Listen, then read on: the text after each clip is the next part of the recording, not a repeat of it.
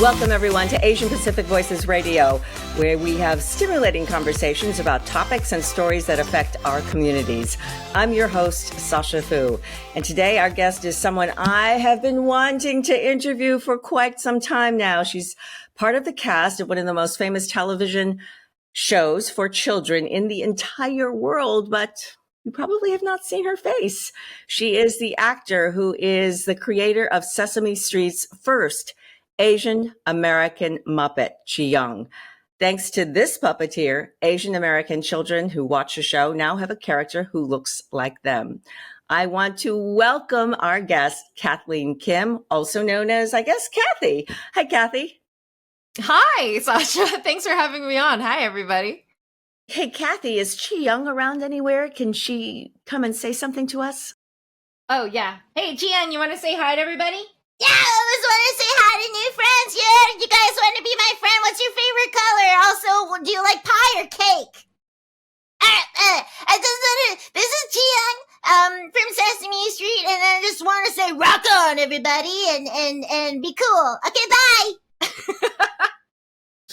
So much to talk about. As I said, I've been really excited ever since I heard that Sesame Street was adding an Asian Muppet, actually.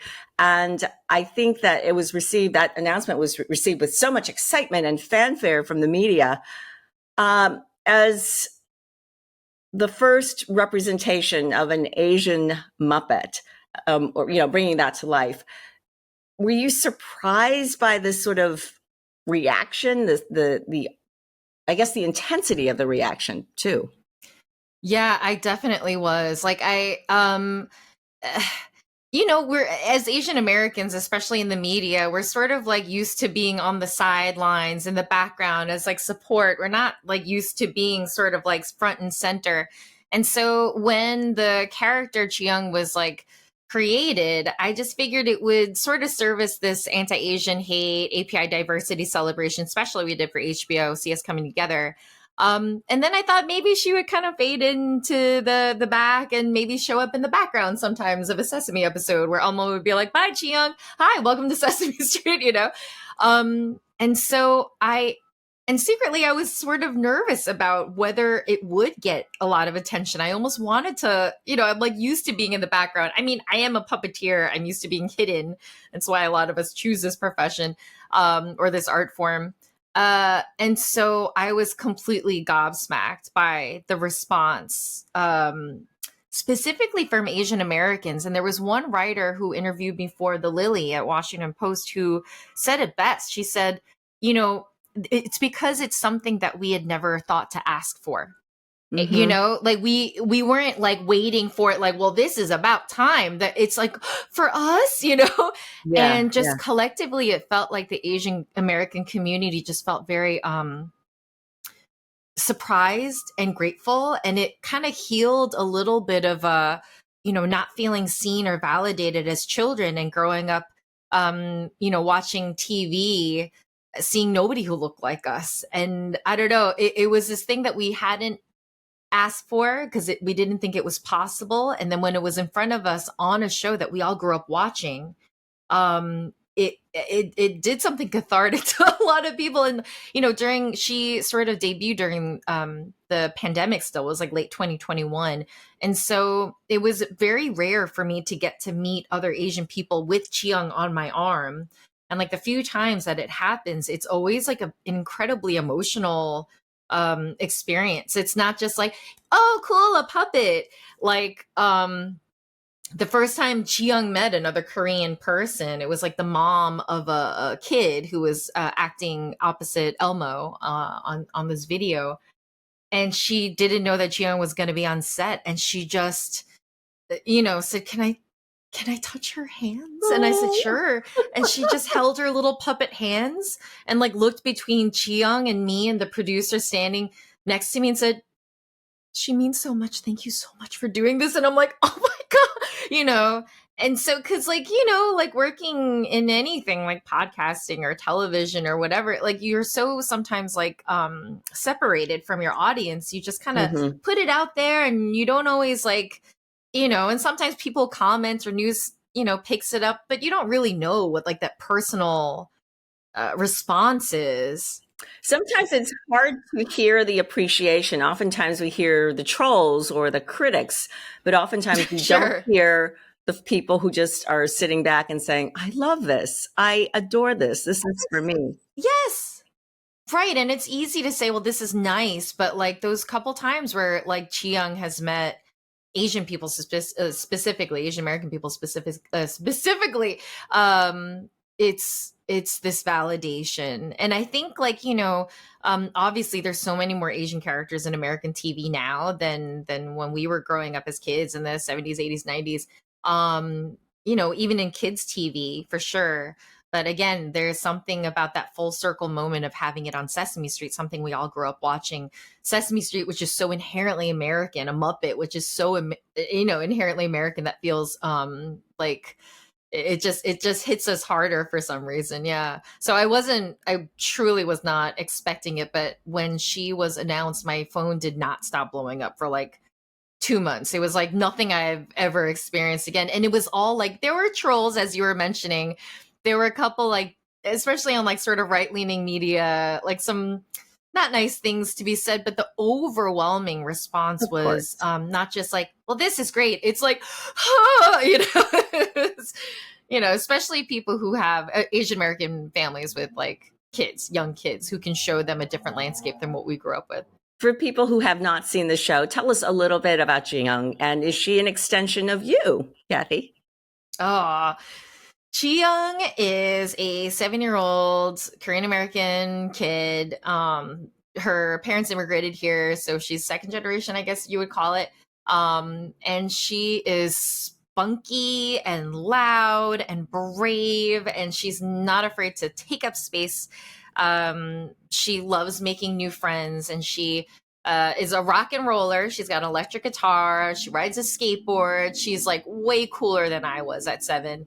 And she's really proud of sharing her Korean heritage with her friends because everybody brings something different on Sesame Street, and we're all accepted and loved for who we are.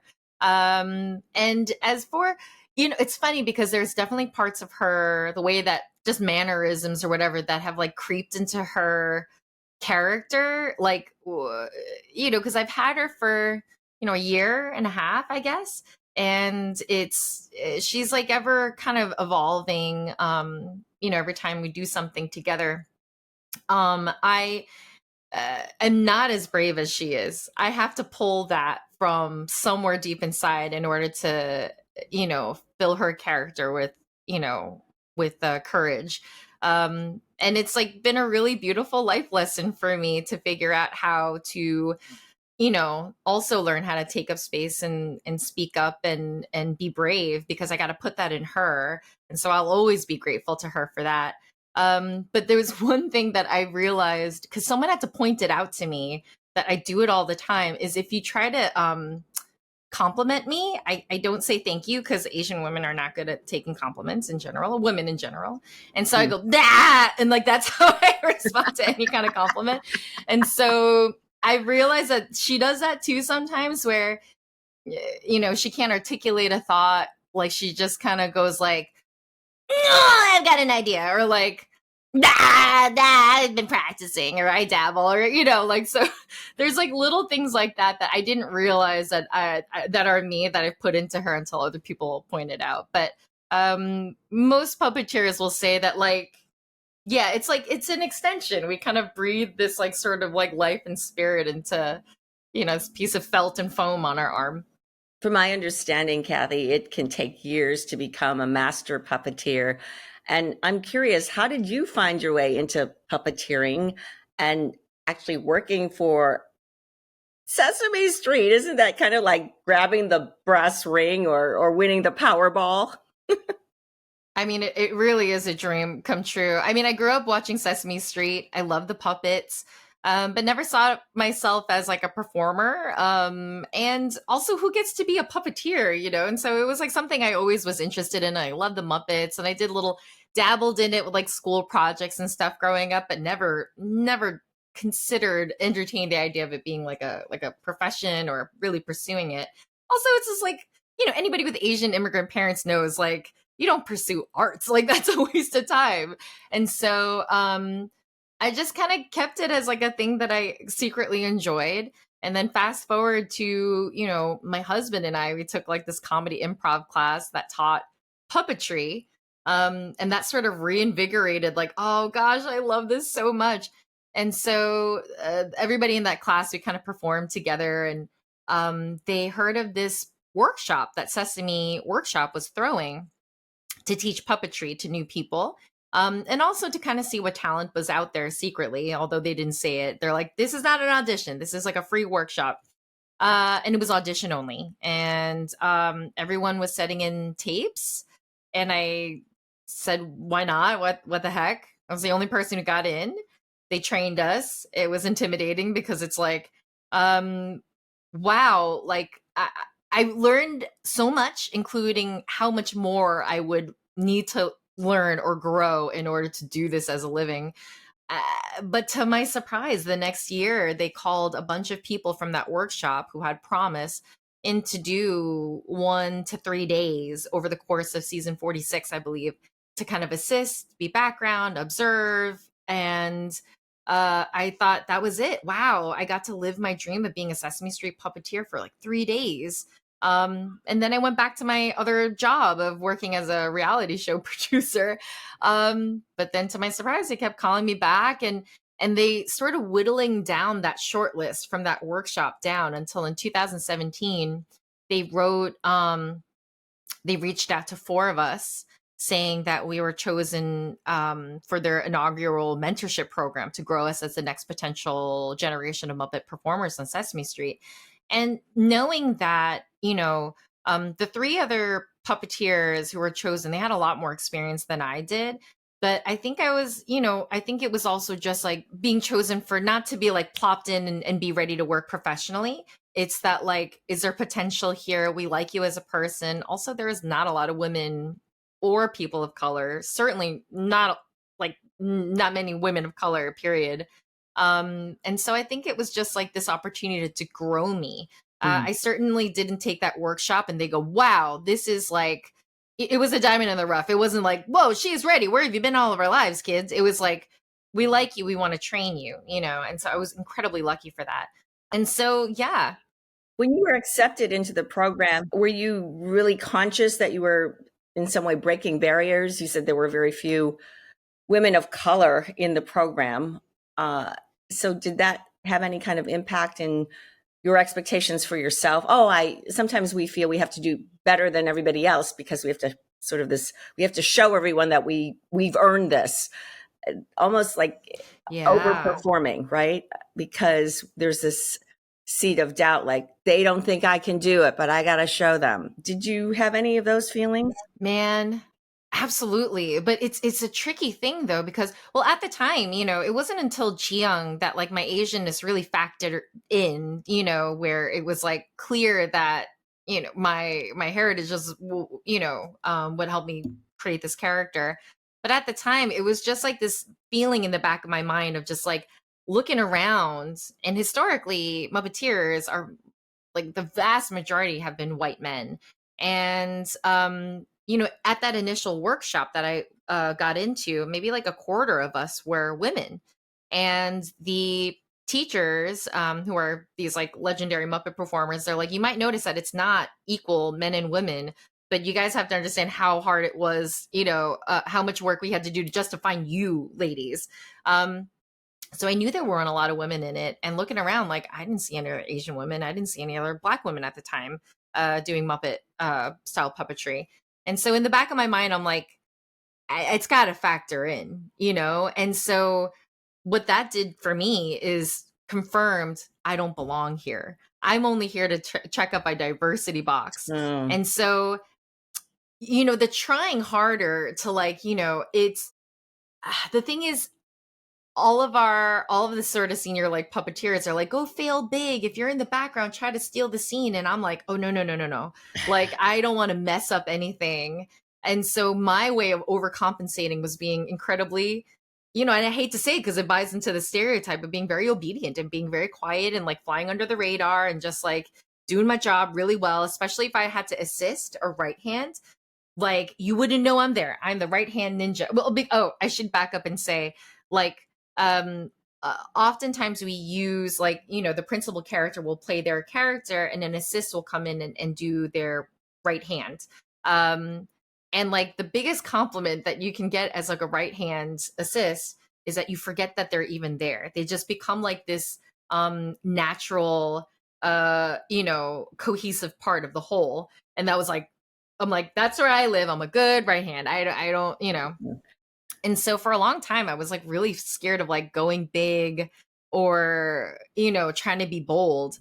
And again, that's where like Jiyoung came in, because like she taught me like, that's how you do it. And this is your shot and you got to go for it.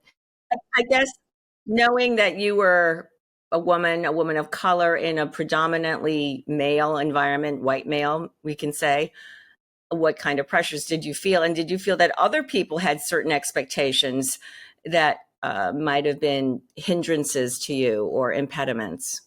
Yeah, I don't know how much of She's it was young. like She hasn't done this before. self-inflicted. She's Asian.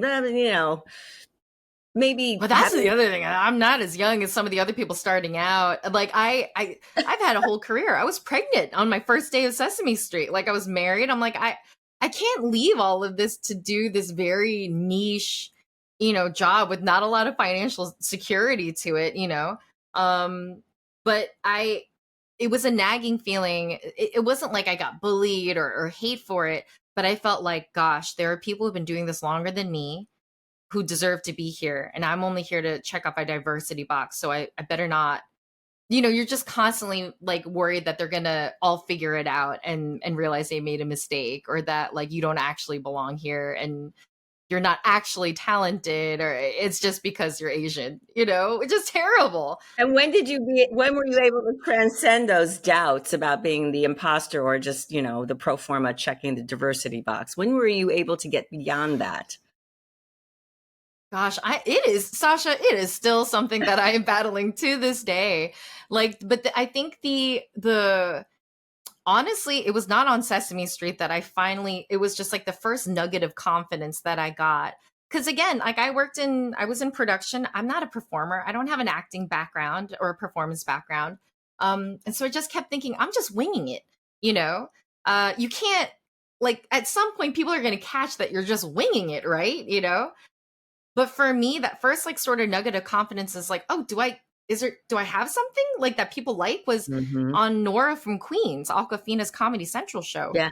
They needed a puppeteer to, and it's not a traditional puppet, what you would think. It's like a walk around costume, like a mascot costume. And truly the only reason I got this job was because everybody else that they reached out to at Sesame Street, people who do Big Bird, Bear from Bear in the Big Blue House, these guys are all like 6 feet tall plus. And then you add a costume on top of that, and they're, like towering over Awkwafina, who was like 5'2". And so my boss at Sesame was asked, like, oh, do you know any shorter puppeteer? And I'm not that short, by the way. I am above average for an Asian woman. I'm like 5'5". But like, I got the job. They just needed someone to sort of operate this puppet. And they mic'd me for reference, but they were going to dub my voice with like a male comedian, because he was like this big male, ridiculous monster character. But they kept my voice, and Awkwafina posted about it because she thought I was very funny. Like, she didn't do that to be nice. She didn't do that to check off a box. Huh? I want to hear the voice, Kathy. Oh, he cursed a lot. He kind of like talked like this. He had a bit of a New York accent, and then like he was just like really kind of gross and aggro. And so, but there was a lot of improv involved, and they ended up like cutting out the whole B storyline to keep a lot of the improv that me and Awkwafina did on the day. And I'm like, they don't do that to be nice. Like, I have, like Sesame Street is not, yeah. And so that was like the first time I'm like, oh, they like that. They like that. And it was also the first time that I felt connected to a character, because I wasn't I wasn't like debilitated by fear. I was completely head to toe hidden in this purple costume. There was no good puppetry to be had, like, because the mouth didn't move, the eyes like didn't focus on anything anyway. And so it just gave me this opportunity to completely embody this amazing, hilarious character that they wrote. And it was the first time it clicked. It like clicked for me, like, it doesn't have to be perfect. You just have to like believe in that character. You look at some of the old like Muppet stuff and the Sesame Street stuff from the 70s. I mean, they were like inventing the art form as they went, this TV style puppetry. And some of the stuff they got away with is not stuff that we would get away with. Like, it's like considered bad puppetry, but it doesn't matter because like when you look back at that stuff, it was hilarious and entertaining because you believe these characters are real. And so I realized, like, if I just get out of my head about, okay, I am nobody and I got plopped into, like a cast of some of the best performers of this style in the world, and you just feel like you're garbage, and then like that fear just like it just eats away at you, and you can't do your best work when you're scared. Right. That's true. That's true. Tony was like, it was the first, like, it started, like, it made that first crack in the wall. That wall's still there, but it made a big first crack. Not as thick anymore. It's not as thick anymore. And then a few months after that, that's when Chiyoung was starting to be developed. And like, thank goodness for Tony, because like it just it laid the groundwork of me being able to speak up, to take up space in terms of like how I wanted this character to be portrayed. And it's still a work in progress. I'm still a work in progress, but yeah, I just, like when you feel like you're plopped, it's not like I've been working for this my entire life. I feel like my childhood dream job knocked on the side door and I like wasn't ready for it. I'm just trying to like, do the best that I can while I'm here because I'm so incredibly grateful. It sounds like some mornings you might be pinching yourself. I can't believe I'm going to be doing this today. Oh yeah, these last 2 years have been, I mean, that first day of Sesame Street was like a what is my life day. I'm like, go from my regular job, and then I'm sitting under a table assisting Abby Cadabby, Elmo, there's Grover, Telly Monster, Big Bird's over there. Like, I'm just like, what is happening right now? And there's been a lot of moments like that ever since. I still don't understand how I got so lucky. I really want to hear how your family has reacted to your success as a Muppet performer. And you alluded to the idea that, yeah, like most Asian immigrant families, and a career in the arts is considered insanity. It's a waste of time. We're going to put you through college so you can get a nice career as an economist or a doctor or a lawyer. But, doing arts, ridiculous. Right. Well, it's funny because like, yeah, and it's not because they don't want us to fulfill our dreams, that they don't want us to be happy. To them, happiness means stability and to be able to, put food in your mouth and a roof over your head. And so the arts, especially for people who look like us, it's not something that's like been like laid out as a typical or reliable job for us. And so, the puppet stuff that I did on the side for a while, like I didn't talk to them about it. And in fact, and when I did tell them about doing a couple days of Sesame Street, they're like, okay. The week that we shot the special that Chiyoung was going to be introduced in, that she is the star of, first Asian American Muppet, and she's Korean. We were shooting it and we were in the green room. And two of the puppeteers were like, and this is like the guy who plays Elmo, Ryan Dillon, and Pam Marciero, who's a legend. She's been at Sesame Street since like the 70s. And they were like, what do your parents have to say about all this? They must be so proud. And I told them they don't know. And they're like, what do you mean, why? And I'm like, I haven't told them yet. They don't really care. They're like, what are you talking about? And so the story goes like, my brother was the one who broke the news to them on the group chat. And he said, oh, Kathy's doing something really cool at Sesame Street this week. And I explained what it was and just crickets. And I said, so yeah, she's debuting on the Macy's Thanksgiving Day Parade on the Sesame Street float. We're going to be singing the song that she sings on the special. Crickets. I'm like, so I guess maybe we could do a later Thanksgiving dinner that day, or do it on Friday, or maybe we can cater it this year.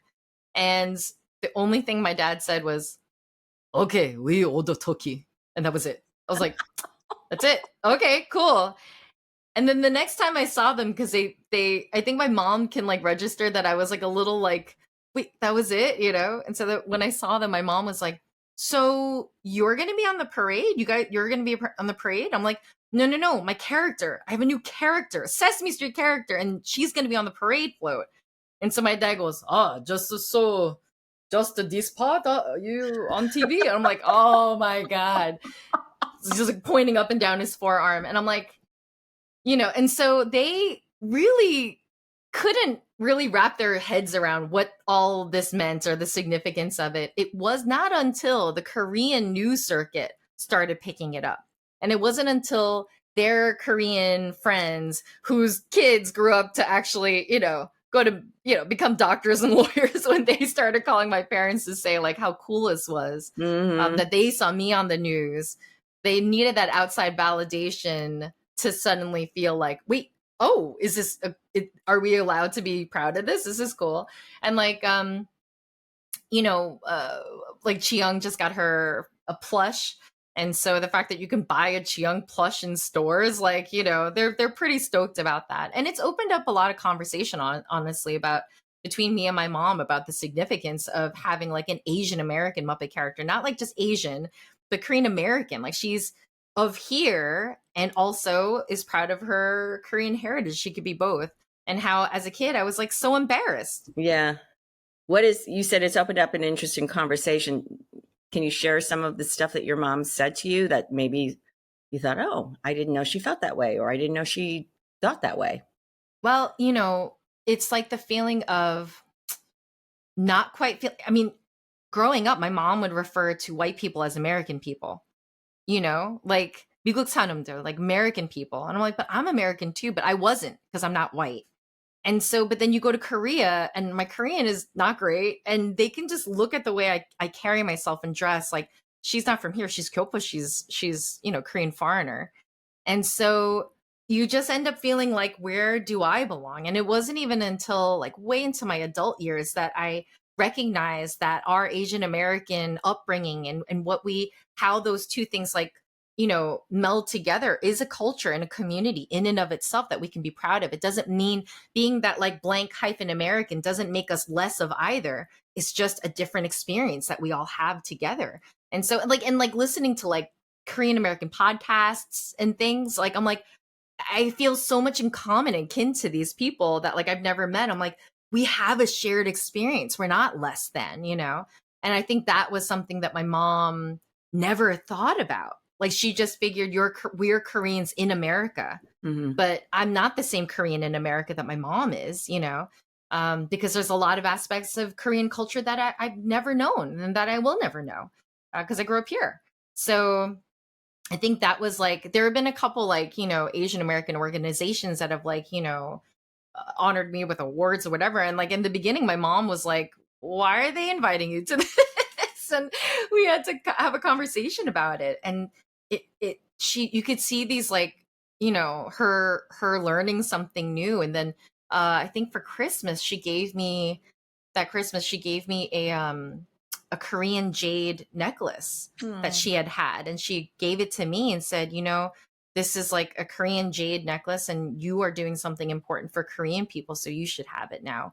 And I was like, Korean parents are not sentimental. And I was like, I didn't know what to say. It was so beautiful. So it's kind of like bridged a little bit of a divide. There's always been a generational and a cultural divide. And this other unspoken thing of like, you don't understand what my experience is growing up American, but not looking white, you know? And it's incredible. It's really incredible.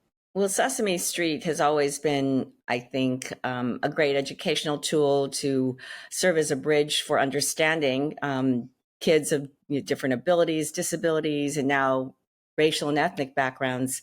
We hear this term teaching racial literacy. I think that's the word, teaching racial literacy. What does that phrase mean to you, and how do you see your role on Sesame Street as part of enhancing that literacy for our children. Mm. I mean, I think just by Chi Young's presence, it just shows that there's like, well, first of all, that she's not all Asian kids. She's just Chi Young, you know, and she also happens to be Asian. And that's one hope, is that like I want the kids to just know that they have one Korean, you know, one friend on Sesame Street who also happens to be Korean. Not like, she's the Asian one, and this is what all Asian people do. All Asian people celebrate, you know, New Year's the same way or eat the same foods. Obviously, that's not true. But racial literacy, my hope, you know, with CS coming together, there, the plot is that the neighborhood's getting ready for a community day, and everybody's going to like do performances or contribute food or whatever. But Chiyoung, sort of her confidence gets knocked down when a kid says, "Go back home," meaning go back home to your country, and they have to address this. And over the course of the episode, she meets other Asian Americans and realizes that we're all these beautiful different colors of this tapestry. It makes a richer neighborhood when we can all come together with our differences. I remember that the director, one of the co-directors, Matt Vogel, he asked me, you know, to kind of pull from like, you know, maybe an experience that I had when I was a kid of like, if somebody made you feel like you weren't welcome, how did you react? And how would Chiyoung react? I'm like, I don't think it's the same. Like for me, I remember being told like, you know, go back home, or what is that food? Or, you know, and you don't say, hey, that's racist when you're 6 or 7. You just kind of like internalize it and walk away. You know that you don't feel good, but you don't know why. And that's what I hope, you know, with like bringing racial literacy, like in the special, she's emboldened and she's, you know, supported by her friends and family and community to recognize what racism is, to know what to say and who to talk to, and what grown up, you know, like to find a safe grown up, you know, to say like, hey, that's wrong. And I don't appreciate that. I do belong here. It's giving the tools to recognize it and how to address it in little ways. And so in the show, it's more about acceptance and diversity and that everybody belongs. But in those like specials that we've done, there was like a townhouse that's set at CNN where our characters like Elmo and his dad just straight up addressed racism with the capital letter R and what it meant and who it disproportionately affects, which is Black and brown skinned people. And I'm like, thank God we're doing this. Yeah. Very important work. And I think that special, we've alluded to it a couple of times in the podcast. It was in 2021 when people were very aware of this wave of Asian hate. And Sesame Street decided to put on a special called See Us Coming Together, and Ji Young was the star. And so that was addressing this issue head on and putting it into households and having families talk about this. Now, we know that at this point, there's a lot of people on the maybe more conservative end of the political spectrum who believe that any talk about diversity, inclusion, or equity is somehow toxic to children. What would you say to people who feel that way? Gosh, it almost doesn't, I don't know. What do you say to a person who doesn't believe in a child's right to exist? That's all I can say. And so a lot of the, you know, and not that there was a ton of it, but there was some like hate speech and just accusing Sesame Street of indoctrinating children. And I'm like, into what? Like, what is it? Do you think that like, we're not going to turn your kid Asian? Like and we're not saying anything political. It's literally Chiyoung is a person who exists. That's it. And so if you want to make that argument, like there is no argument to be made. She exists. I exist. And I have a right to exist, period. There is no argument there. So it's almost like not even worth the breath of arguing. I think we're doing a very simple and beautiful thing by just showing all the ways that we can be different and yet belong in a community. One more question. You are yourself a parent. What are your hopes that your daughter will grow up in a society that is more accepting and less racist? Uh, I mean, I think she already is.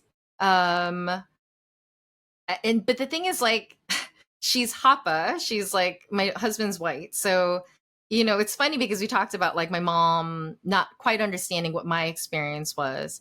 I'm not going to fully understand what my daughter's experience is either. But I feel like there's at least like um space to have conversations about belonging. And even if she has these feelings of I'm not quite one or the other, at least we can talk about it. And it's part of the reason that we still live in Queens. One of the best parts about living in Queens, New York, is that it's one of the most diverse places in the world. We had Chiang, or I did like a career day. I came in and talked about my job, to our first grade class last year. And as like a thank you, I just kind of like had Chiang just like record them a little message. And I wanted to just say like a quick shout of like, doesn't matter if you're from Colombia or Pakistan or Korea or, where your family's from, we all belong here in Queens. And so I asked the teacher to just like write a list of like, just anecdotally, do you know like all the countries represented in my daughter's class? And it was almost as long as the list of names, and like, so my hope is that, yeah, it's amazing. And so my hope is that she recognizes that we're all just people and that like diversity makes the community stronger. Yeah, there's beauty in celebrating our yes, differences. Absolutely. Yeah. We are evolving, and Chiang is evolving. I'm sure she's a little different than when she was introduced almost 2 years ago.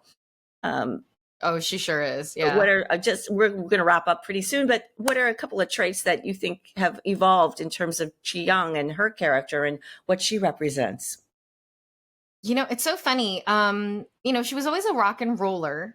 But that first, when I look back on stuff that we shot that first week that I had her, I like cringe a little bit because I'm like, oh no, I didn't know who she was yet. And I think me being braver as a puppeteer, as a performer, being more specific about who she is, she feels a lot more messy and confident now. Like she was like, I was so, as much of an honor as it was to get Chiang, I was terrified. I was just like, I don't want to mess up this like one shot that we have at like representing all of us on like our favorite kids show growing up.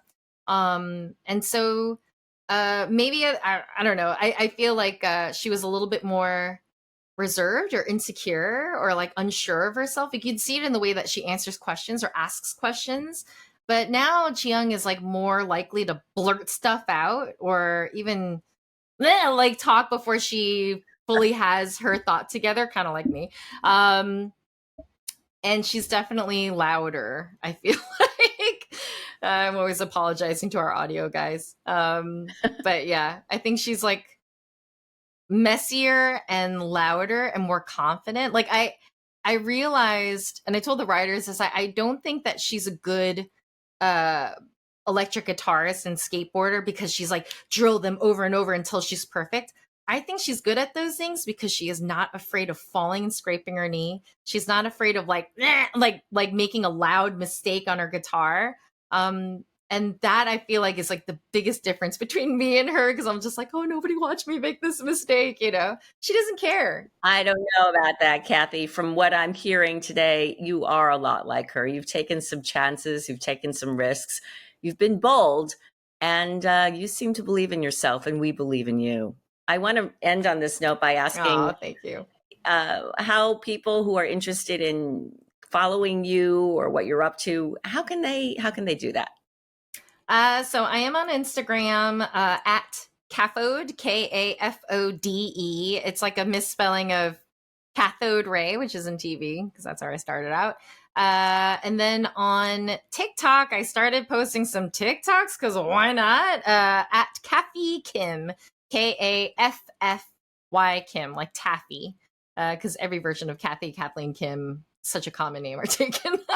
So are you on TikTok as Kathy or are you on TikTok as Chiang? No, no, no, no. I don't own that's Sesame's IP. I play Jiyoung on Sesame Street, but it's just me. And yeah, am I a puppety muppety Sesame Street nerd? Sure. Does that come out in the TikToks? Yes. Great. It's been so much fun talking to you today, Kathy. As I said, I've been wanting to talk to you for a couple of years now, ever since this big splashy announcement was made. Yeah.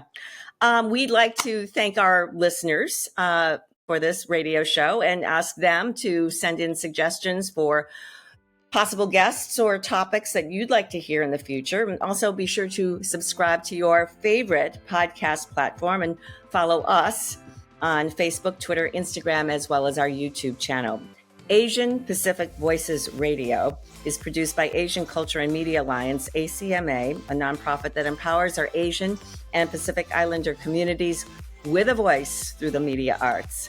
If you'd like to support our program, you can visit us at AsianPacificVoicesRadio.com. I'm Sasha Fu. Thank you for listening in, and please join us next week for another exciting and, I hope, thought-provoking episode of Asian Pacific Voices Radio. Until then, take care.